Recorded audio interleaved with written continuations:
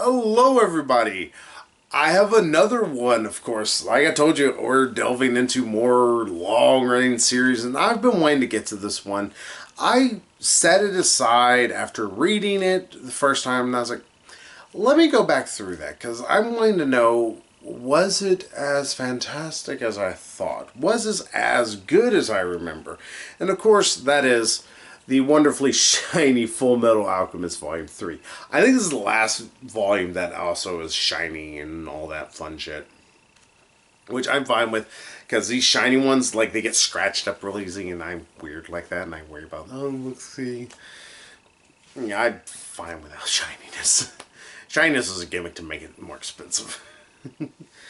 But yeah, we get more into actual Fullmetal Alchemist here. We're going to talk about it.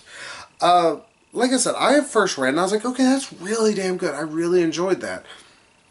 Was it as good though? I'm trying to remember because I was like, and I was thinking about it for a while and I was like, was that really as fantastic as I was really thinking it was when I first read it? So you said, you know what, fuck it, I'm going to read it again. So I did exactly that, and yeah, it's really damn good. This goes more into the hunt for the Philosopher's Stone. There's a little bit less detours, for lack of a better way to describe it, or side plot stuff that's happening. And this is almost nothing but pure, just plot-driven story here. You, of course, if y'all remember from the end of the second volume, Scar had just pretty much destroyed the Ulrich brothers because, you know, he'd destroyed Edward's arm and also destroyed most of the body of Alphonse. It's like, oh god, it was a really shocking scene. But they are rebuilt, and it's interesting. It would seem like to be just like a throwaway chapter, but they realistically use it to explore a little bit more about the Alphonse brothers and also their relationship with each other.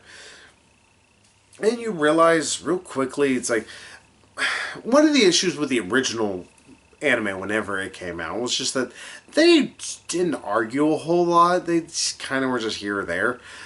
And mostly that's because they wanted to make them almost, like a better way to put it, really, really, really good brothers. There's that they were almost unrealistic in certain regards. They did begin to let them be a little bit more fleshed out and have a little bit more arguing, a little bit more of disagreeing with each other about this or that, and legitimately like bickering at each other. Here, it is front and center constantly their little bickers. But it feels natural. It felt really natural here. It felt like, okay, they're actually legitimately letting them, be brothers to each other. It's cool. It's awesome. I love it. And not only that, but you also get to see them researching more about the Philosopher's Stone and trying to figure out what makes it a thing. And they learn, oh, it's humans. And it feels like it's going a lot quicker than the anime took it, because the anime felt like it took it forever to finally figure out what in the hell the Philosopher's Stone is. Mostly because they kept going on side tracks, or side missions for some reason. And not only that, but of course you get more of Colonel Mustang, and yeah, this dreamy hunk right here, and also that dreamy hunk, Armstrong. But no, we get more of them being just badass colonels.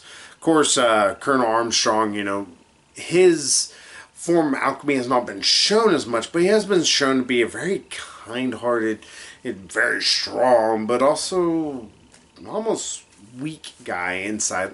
Not weak in a normal sense. It almost seems like a wrong word to use. But more just, he wears his emotions very much on his sleeve. It seems like he could have been somebody that could have been easily twisted if they really ever wanted to, but thankfully nobody has. Knock on wood, I feel sorry for if they try to. But yeah, and you also get to have, of course, the two fights that you got to see in the actual original anime, where the two other suits of armor end up fighting the Ulrich brothers. And it was cool in the anime, and here it's just as badass. And it ends with, Edward having to come face to face with the first of the homunculi. And That's a hell of a cliffhanger to leave me on, book. It's like, damn, this shit's getting real. But yeah, I thought, one, this feels like it's actually keeping the story. It's just going at a good, brisk pace. Like I was saying with Sailor Moon, Sailor Moon, Pretty Gardens, or Pretty Gardens, Sailor Moon. I don't know where it fits. I think I have it in P's because I think Pretty Gardens technically up front. Where it feels like it's going almost a little too fast. This feels like it's just keeping a brisk pace, but not like this, like, we're just running. It feels like it's a pretty good little, alright, we're getting a good jog on. So you never feel like the story is becoming stagnant, and that's what I love about this series. I feel like we're constantly getting some forward momentum, not just with character development, but also with the story. I like that we're actually going somewhere with the Philosopher's Stone. One of the problems that kept dragging me down with the original anime, it's like, not going anywhere with that story bit, I guess. Thanks. What was that even, episode 4? And on top of it all, since there is some smart writing, and there's also some constant, like, little bickers that they will have, little shouting matches they almost seem to have with each other, it feels realistic, which is weird to say about, some more, I just made a rock pillar from nothing. So, hell yeah, I enjoyed the hell out of this. It just seems to get better on more reads. Like I said, the first book and the second book were really damn good. This one is just staying the course of being fantastic. So, hey, I'm happy that this series is staying great because I know so much I got left to go through. But hey, we'll see if it stays great. Hopefully, please don't start doing like other series. But yeah, I wish I could talk about it more. It feel like I'm just sitting here just writing down, oh, this was great, this is great, this is great. Just know it's like, if I could find a negative with this,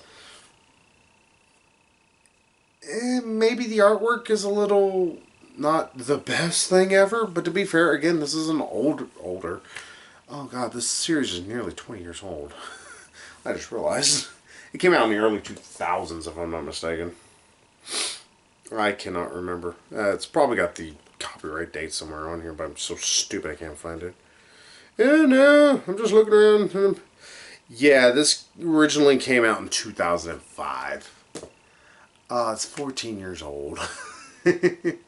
But hey, like I said, that's the biggest gripe. It's like some of the artwork is a little stale is the best way to put it.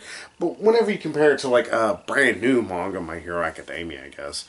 I mean, maybe it's going to feel a little stale, but compared to back then, it's like this was very normal, maybe a little almost run-of-the-mill, but still, it's one thing that I hear these characters talking in my head. Now, I don't just hear the anime voice or the dub and all that, but I hear more. I hear just...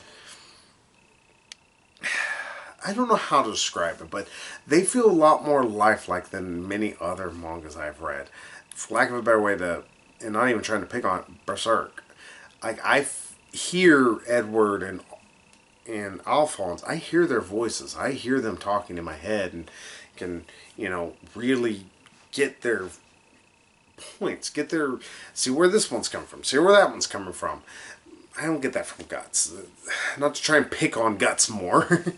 It's just, that's what I mean by that. I love good writing, and there's got to be some of that. There's got to be some more character in the writing, not just in what they do.